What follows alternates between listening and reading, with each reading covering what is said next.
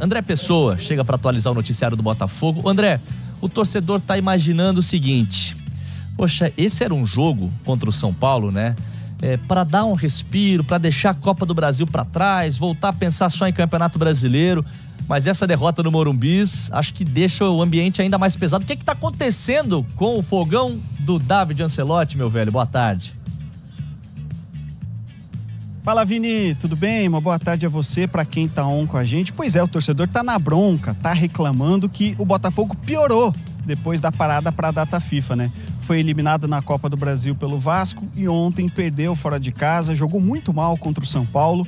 A gente lembra, o Brasileiro é a única competição que o Botafogo disputa agora e precisa se garantir pelo menos na Libertadores para no ano que vem ainda ter também a Copa do Brasil, porque se ficar fora da Libertadores, fica fora também da Copa do Brasil. O David Ancelotti assumiu a responsabilidade, disse que o Botafogo precisa criar mais. O time não conseguiu finalizar no gol do Rafael durante todo o primeiro tempo, só foi finalizar entre as traves com mais de 30 minutos do segundo tempo.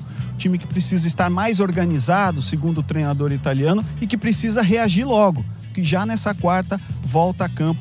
Jogo atrasado da 12ª rodada aqui no estádio Newton Santos, 7h30 da noite, contra o embalado Mirassol, uma das sensações do campeonato. Quarto lugar, 38 pontos, Botafogo sexto colocado com 35. Para esse jogo, o David Ancelotti espera ter retornos importantes. Zagueiro Barbosa, lateral Alex Telles e o volante Marlon Freitas foram preservados e não começaram o jogo de ontem por questões físicas. O Marlon ainda entrou no segundo tempo por uma necessidade. Expectativa também pelos retornos no setor ofensivo do Santi Rodrigues, que estava gripado, e do Álvaro Montoro, que já desfalcou o Botafogo nas últimas 2 partidas por causa de um problema gastrointestinal. Segundo o David Ancelotti, o Montoro vai para o jogo, deve estar em campo nessa quarta-feira. A gente lembra que o Arthur segue de fora ainda com problema muscular. Dúvida também no comando do ataque. O Arthur Cabral com um edema ósseo não jogou ontem. O Cris Ramos foi titular. O Botafogo que treina hoje e amanhã. Tempo para o David Ancelotti definir esse time que volta a campo na quarta-feira, que precisa dar uma resposta. O torcedor não está gostando do desempenho, não está gostando dos resultados, e o Botafogo só tem o Brasileirão pela frente. Vini? E o próximo jogo é chato, hein, André? Eu tenho certeza que o torcedor do Botafogo, quando pegou a tabela do Campeonato Brasileiro, olhou lá para março, maio, abril, falou: opa, esse jogo aqui tende a ser tranquilo. Mas pela maneira como o Mirassol embalou, jogo complicado, veremos como o Botafogo vai reagir nessa próxima rodada. Do André Pessoa, a gente aciona o Emanuel Araújo. Defesaça do Léo Link ali, né? Defesaça. Sim. Entrou bem no jogo. Entrou bem. Eu opinei e fiquei sozinho ontem no fechamento. Tô dizendo que foi uma falha, um frango. Que o Neto, ele faz o que pra mim é a pior coisa pra um goleiro, que é ficar no meio do caminho. Ele sai, mas não sai. Eu também achei. Eu achei que a zaga foi mais... Não, também, a zaga foi péssima. É uma falha compartilhada. Compartilhada, mas o Neto, se ele sai, mas não sai. Né, ele poderia ter antecipado o lance. Poderia, né? Porque o cruzamento, ele foi desenhado, né? Quer dizer, ele não olharia só a bola, né, de quem tá cruzando, olharia de quem tá entrando, que era pra poder. Acho que ele poderia ter antecipado ali, ainda mais no goleiro, na qualidade e na experiência que ele tem. Mas é aquilo que às vezes o Fernando Praz diz, né? O entrosamento com a zaga é fundamental para essas saídas, né? Será que eu vou me chocar com alguém? Né? Então, o Neto não tem jogo com essa turma, né? Ele tá ali se adaptando. E né? também tá sem ritmo. Tá chegando. Esse tipo de bola não é uma bola de uma decisão fácil, né? Mas quando a bola acaba entrando e o goleiro fica no meio do caminho, a gente vê que ele não tá bem posicionado. Mas também não é fácil, não é uma jogada tão simples assim. Essa bola que vai entre a zaga e o goleiro é difícil. Mas, por exemplo, com a experiência que ele tem, né, de jogo, naturalmente o cruzamento só poderia cair ali. Entendeu, Serginho? Acho que por isso que ele poderia ter antecipado. Sim. Você vê que ele fica sem reação. Ele não tem reação nenhuma, né? Porque parou no meio do caminho. E o Léo Link entra muito bem depois, né? Não é nem culpar o Neto pela derrota, até porque foi um amasso do São Paulo. E acho também o que favorece nesse sentido, Rizek, foi a falha dele no jogo de quinta-feira. Que aí sim é uma falha muito mais clara, né? A cobrança de falta. Eu só não entendi quinta-feira foi por que ele não pulou. Entendeu? Porque se ele tivesse pulado, ele teria conseguido chegar, a bola... E direcionar, né? Mas tirar dali. Ele não pulou. Parecia que estava indo numa bola relativamente fácil, né? Se tivesse um pouco mais de agilidade, o teu amigo meu que falou assim, se fosse o John com aquela envergadura, tudo bem. Mas ele mesmo, ele não é um goleiro baixo, mas se ele tivesse tido um pouco mais de agilidade, fatalmente ele teria chegado naquela bola e colocado pra fora. Verdade. E vocês não acham, assim, tem que dar tempo, o cara acabou de chegar, é o primeiro trabalho dele como treinador, num outro país, tudo isso a gente coloca pra falar do David Ancelotti. É que quando o cara chega no meio de uma temporada e com tantas decisões, o Botafogo esperava respostas já imediatas.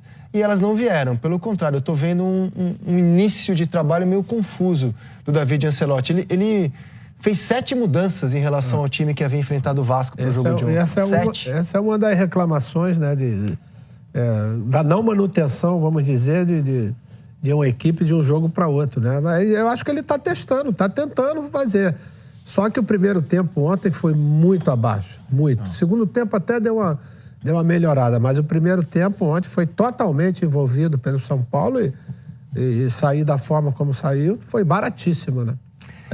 Assim, o que eu questiono da escalação de ontem foi a forma como o Danilo foi utilizado, por exemplo. Ponta direita? Como se fosse um falso ponta pela direita, recebendo a bola toda hora num setor que não é confortável para ele, muitas vezes de costas pro gol adversário. E você tinha 2 volantes, na minha opinião, o Alan e o Newton, que tecnicamente são inferiores ao Danilo, que poderiam dar uma qualidade melhor à saída de bola. A ideia do Botafogo não era jogar sem a bola no jogo ontem. Ficou bem nítido para mim desde o início. O Botafogo não conseguiu jogar. São coisas diferentes. São Paulo se impôs sobre o Botafogo, então assim, eu não... Você sabe o que parece isso, Rodrigo, você vendo esse time? Eu vou tentar escalar os melhores jogadores que eu tenho aqui. Fisicamente falando. E depois a gente vê como é que a gente organiza lá dentro. Porque é isso, o Danilo, obviamente, não pode dar certo. Né? Poderia ter montado uma trinca de meio, o Savarino partindo da direita, por exemplo. Mas o time vinha de uma data FIFA em que poucos jogadores... O Savarino foi um deles. Eu acho que é questionável isso mesmo. Muito questionável. Aí joga quinta-feira, joga domingo, só vai jogar no fim de semana. Eu achei curioso. E assim... O Botafogo, cara, ele precisa correr atrás do brasileiro. É o que restou pro Botafogo. Sim. Senão não tem Copa do Brasil. Por exemplo... Exato, é o que restou pro Botafogo, cara. Montoro, mas o Montoro não tá legal. Então por que tá no banco? Aliás, foi cobrada essa explicação do Ancelotti e ele falou sobre o Montoro e sobre a escalação dele ontem. Dá uma olhada. A ideia de escalar 3 volantes foi primeiro por a falta de ponta direito que temos, porque... Álvaro ainda não considero que está preparado para jogar um jogo dessa intensidade de hoje. Santi também tem um processo de gripe, então precisava um ponta jogando dentro do campo. Danilo já fez isso na Premier League com Nottingham Forest, porque a ideia era de jogar com o ponta direito jogando por dentro e Vitinho um pouco mais no corredor lateral, como sempre fazemos.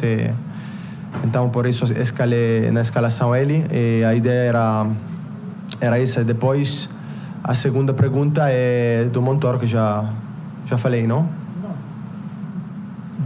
Do Montoro, falei que não considero que está preparado. Nos últimos 2 treinos, falei com ele também, não tinha muita energia, mas vai melhor e seguramente vai estar no jogo contra o Mirassol, vai voltar.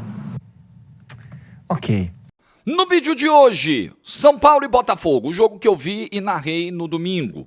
O São Paulo tem um caminho muito claro, seguido pelo Crespo, está nos trilhos. Essa é a melhor notícia antes do mata-mata contra a LDU. E o Botafogo, por sua vez, é um trem que descarrilhou totalmente. E se isso não for resolvido rápido, o 2026 do Botafogo será caótico. Não é salvar 25, é salvar 26. Já o Botafogo é aquele trem que descarrilhou ou descarrilou. As 2 formas são aceitas na língua portuguesa. Saiu do trilho, totalmente. Começou errado. Está terminando o ano errado. Não quero me repetir muito sobre o que já disse sobre Textor e tal, porque eu já falei exaustivamente sobre isso no vídeo da sexta, depois da eliminação para o Vasco e em outras oportunidades do ano. Vocês já sabem o que eu penso. O grande responsável pelos títulos de 2024 é John Textor, pelo resgate do Botafogo, isso ninguém vai tirar da história. O grande responsável pelo fiasco de 2025 é John Textor, com seus 20 erros E ele disse que pode listar uns 20 erros que ele cometeu esse ano. Talvez seja mais do que 20, hein, Textor? Talvez seja mais do que 20. Então, vocês já sabem tudo que eu penso. Eu espero que o Textor tire lições importantes disso para 2025. Não dá para levar na sacanagem, não dá para dizer que o ano começa em abril, não dá para abrir mão de títulos em fevereiro que o Botafogo nunca conquistou na sua vida. Não dá, não dá. Vamos fazer a coisa séria? Ou então vamos jogar limpo com a torcida. Vamos jogar. Vi um texto do Zé Fogareiro muito bom falando sobre isso.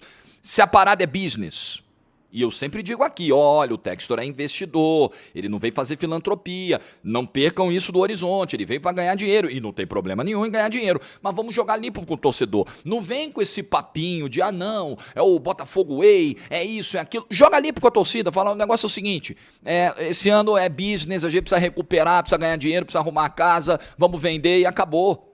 Porque vamos lá, quando a gente fala do trem que descarrilou ou descarrilhou, você perde John, numa tacada só, com diferenças de semanas e tal, mas você perde John, você perde Igor Jesus, você vai perdendo jogadores importantes. Você já perdeu Almada e Luiz Henrique na virada do ano, você vai esfarelando. Você traz um zagueiro que não fica nem 6 meses e vai embora, que é o Jair, que virou titular e já foi embora, e você vai vendendo, e você vai liberando. Você quer o quê, meu amigo? Você quer milagre? Você quer que o time continue mantendo alto nível? As reposições que não são à altura, o Arthur Cabral, até por características muito diferentes, mas não só por isso, pela produção mesmo, pelo estágio físico em que se encontra, não foi uma reposição à altura. O Arthur para a ponta não foi uma reposição à altura. O Botafogo gastou 50 milhões de reais do Juan Cruz e por aí vai. O Botafogo só fez cagada nesse ano, a verdade é essa. A verdade é essa. Então jogar limpo com o torcedor. Então, ó, a partir de agora vai ser isso aí, entendeu? Beleza, mas não vem com papinho e aí jogar a culpa no torcedor, que o torcedor tem que entender, tem que isso. Não, o torcedor tem que cobrar. Ainda existem aqueles muito agarrados aos títulos do Textor de 2024, que eu já em momentos de não digo fúria, mas em momentos de total inconformidade, cheguei a chamar de puxa-sacos, não vou fazer isso novamente, mas são pessoas que ainda estão muito presas à gratidão ao Textor, mas é cada vez mais crescente dentro da torcida o movimento de insatisfação, daqueles que entendem que, Textor esse ano... Enfim, eu prometi que não ia falar nada do Textor, fiquei 3 minutos falando dele, né? Vamos falar dos outros problemas. David Ancelotti é um problema. Ele não é o problema.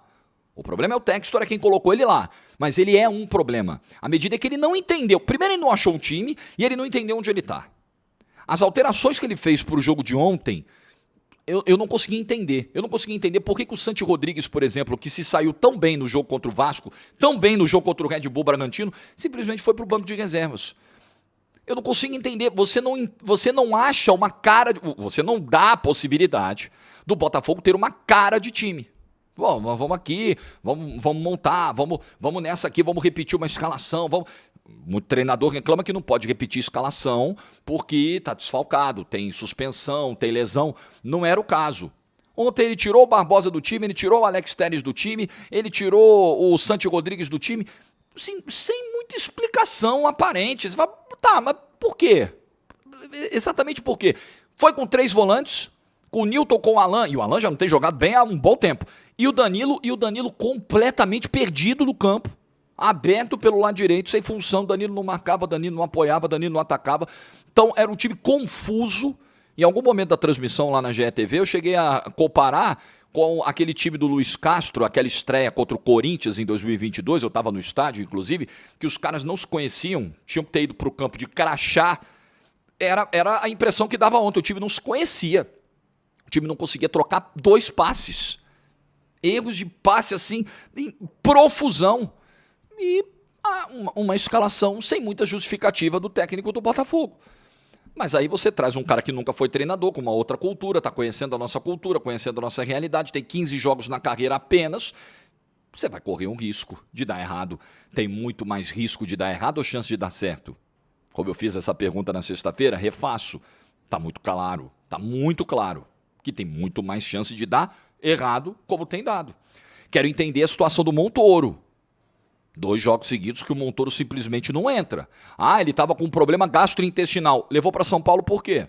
Se ele não tem condição de jogar 1 minuto sequer, não leva para São Paulo. Deixa ele em casa se recuperando, se hidratando, se alimentando do problema gastrointestinal. Para que levou? Você perde um jogador com a qualidade técnica, com o talento, com o refino que o Montoro tem. Então é um trem completamente fora dos trilhos. Completamente. Botafogo mal, Botafogo desorganizado, Botafogo desconjuntado, Botafogo com uma perspectiva muito nebulosa para o fim do ano.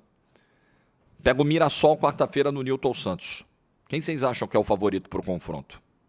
Na boa, pegando o momento, pegando o que vem jogando no Campeonato Brasileiro. Quem vocês acham que é o favorito para o confronto? Confronto direto também. Mirassol 38 pontos, Botafogo 35. Então, né? Savarino não estreou, não jogou ainda em 2025, fez aquele belo gol contra o Red Bull Bragantino, mas Savarino mal. Danilo, já falei aqui, completamente desconjuntado. Alain vem em série de atuações ruins. Jefinho errando mais do que acertando. Marçal deixando muitos espaços pelo lado esquerdo. Posso citar quase todo mundo.